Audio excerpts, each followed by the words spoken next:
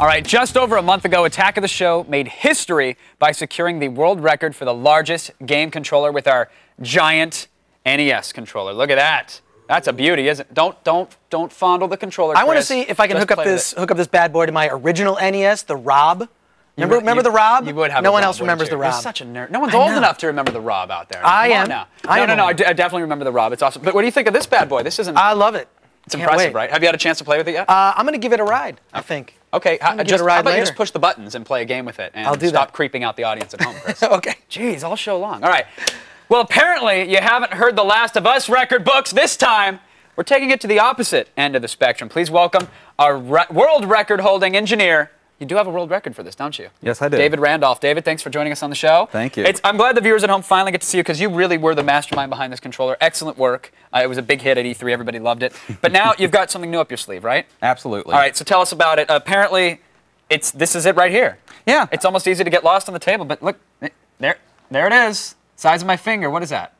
It's a little bit wider than an inch, about the total mass of a quarter. This is an actual functioning controller. Exactly. Seriously. Up, down, left, right, start, select, A and B. All right, so every button works, and so this is a tiny little bad boy here, but what's in the box? What's this connected here? Are you cheating? Is this where the smoke and mirrors begin, David? I'm cheating just a little bit. All right, why? Basically, the chip that's inside of the original NES controller is a little bit larger than my actual controller, so I had to put it somewhere else. Gotcha. So this is what's inside of. This isn't a regular NES controller. Inside we have this, and that's the chip that you're talking about, right? Exactly. Gotcha. Okay. So it's basically hiding it in there. All right. So now, what do you do to actually build one of these? What steps do you have to go through? Well, I have to make a PCB out of this to actually make it all work. Okay. And basically, a PCB is a printed circuit board. Right. Now, to make one of those, you need a clean room and radioactive suits, and it needs to be all white, dust-free, something like that, right? No, pretty much the most expensive tool you need is an iron. Okay, an iron. So how does that work, really? Well, basically you need some paper, which is basically press and peel paper. Okay. And you're going to print on it the actual image that you want to put on the circuit board. Okay, so this is what is comprised of our tiny little NES controller. This is just a little bit smaller. Okay. We pop it on there. Plop it on there, and then you go ahead and iron it out. Now, is there a particular setting you like on the iron? I like David? polyester. It's coming back. Good. Okay, good. Good. So, working with that. And basically, you're going to end up with piece of copper with this little pattern on it. Okay. And you're going to soak it inside of PCB etching solution. And basically, this stuff will eat straight through you, so be careful. All right, you look like the bad guy from RoboCop. Yeah, exactly. Okay, gotcha. So don't play with the acid. And now the acid is strong enough to eat through copper, but not through printer toner. Exactly. It's one of those magical things of electronics. Right. Okay. So this is the circuit board with the ironed on, and this is it after you've soaked it in acid. And this is after you've cleaned off the ink from it, correct? Right. Just use a Brillo pad or some sandpaper, and it gets rid of the toner. Very nice. All right, so you're done with that, and now what's the next step? Well, the next step is I got to figure out how to make the buttons work. And basically, I did that by just taking a piece of paper and cutting out little holes for where the buttons are. Okay. And then I put that down on top of the PCB. And then I take this simple printout here that I made. It's nice and pretty. It's got all the buttons and everything we want on it. And I cover the back of it with this copper leafing.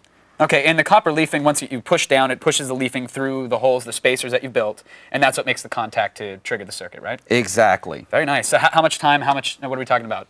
Time and money-wise? Well, a person can do this in about 8 hours. Really? It's not that hard, so it's definitely a project worth trying for. Very nice. And you've given them everything they need to do it pretty much on our website, right? Complete articles, tons of warnings, everything you need to know. Very nice. David, you have outdone yourself yet again, but we did have one more thing. Chris brought this in. We washed it first, but is there anything perhaps you can do with this bad boy? I don't know if you can dream up anything. I think I can come up with something a little bit evil for it. Let's see it, David. Let's go. Mod that thing. Get that zapper going. In the meantime, Chris Gore's been talking a little trash since he got his hand on the big controller. That's right. So I think it's time to put you in your place. Let's do it. Dr. Gore. So we fired up on the NES. We've got the track and field going. Yeah. The controller is so small, folks, that I have to play with these tiny, tiny little sticks here.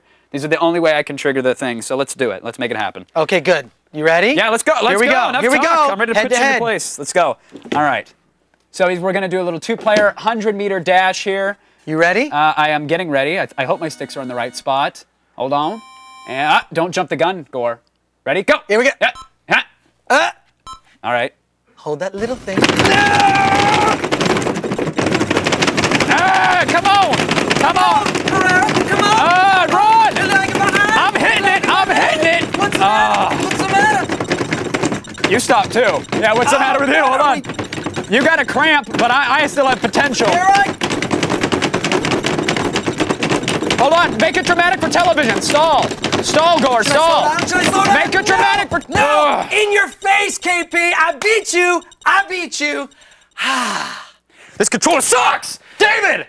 Sorry. It's actually, no, it totally works. I'm not really good. Really? Really? Do we have time for a rematch? We don't have time for a rematch. We don't have time for a rematch? Nope. I'll let you go out on top. That's fine. There you have it. Wow. We've got extensive instructions and photos about making a tiny controller and printing your own circuit boards. You can find it all on our website, g4tv.com/AOTS. Just remember, folks, seriously, Chris Gore is a huge cheater.